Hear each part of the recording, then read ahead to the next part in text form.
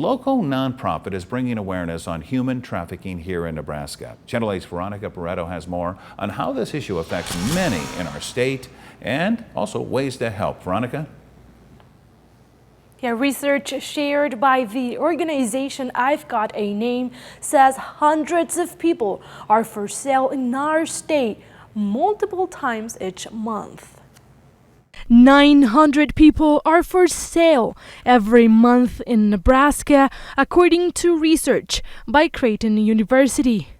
200 in Lincoln alone. These statistics are always underestimated. Because of the reality of the issue, who wants to raise their hand and say, I've been sexually exploited, I've been sold, I'm owned? An online map shared by the nonprofit shows it is also happening in many Nebraska communities. There was a situation out in southwest Nebraska of a mother selling her 14-year-old daughter. And I should point out, most victims know their perpetrator.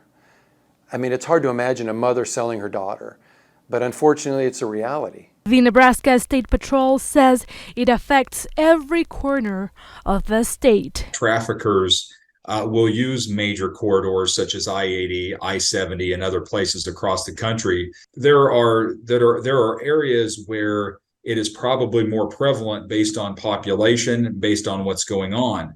But that does not stop at all the fact that it occurs in small towns across the country. Children can be trafficked in a number of ways, but in 2022, the primary means for a trafficker to gain access to unsuspecting kids is online. We have to get beyond this mindset that there's a reasonable expectation of privacy between a parent and their kids regarding their phone, because there's not.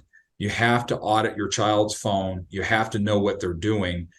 Because in the end, you could be saving their life. I've-got-a-name and the NSP says if you see something, say something. They say you can contact local authorities or call the Nebraska Human-Trafficking hotline at 833-757-5665.